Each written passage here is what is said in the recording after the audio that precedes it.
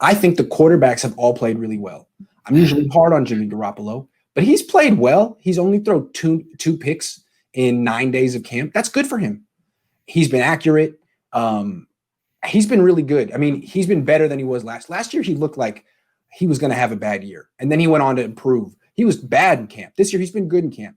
CJ Beathard too. I always make fun of him, but he is completing a high percentage of his passes, and he's been really good in the red zone, which is a part of the offense that isn't been historically good with Kyle Shanahan. And then Nick Mullins has completed almost 75% of his passes. So maybe part of it is that the defense isn't quite what it was, but all three quarterbacks are playing well, which seems to be important considering all three may need to play if a couple get COVID for a week too. Sure, or quarterbacks do get hurt. And so you're saying quarterback's now a strength of the team? I think so. I mean, I used to always ridicule CJ Beathard, but he's in a contract year, and it's interesting how professional athletes can make this giant leap in a contract year. He seems to be doing better. He hasn't thrown a bunch of picks. He throws a really nice deep ball, and in the red zone, he's effective. Nick Mullins is fun to watch because he really is completing 75% of his passes. The ball never hits the ground. That's pretty cool. Yeah. I've been impressed with them. But the position group that needs to step up is the wide receiver group. They've had a ton of injuries, and Deebo Samuel, Brandon Ayuk, and Jalen Hurd all out. They lost Emmanuel Sanders, and now today I was thinking, who's going to replace Brandon Ayuk? Is it going to be Pettis? Dante Pettis? No. They brought in a guy, J.J. Nelson, and had him playing with the starters and catching passes from Garoppolo. So they're at the J.J. Nelson level. I don't think you know who J.J. Nelson is, and you don't really need to. They got to figure some stuff out.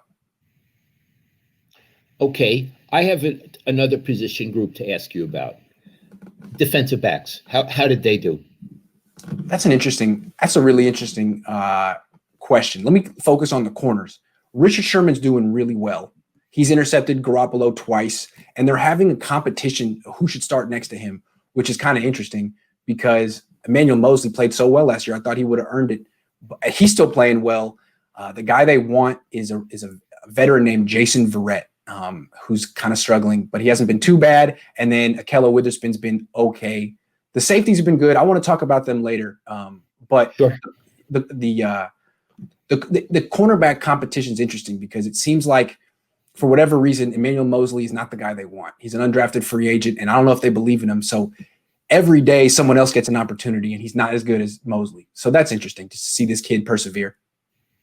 And you admire Mosley? I admire him very much. I admire him like I admire Ross Dwelley and Nick Mullins, another undrafted free agent who is actually a player.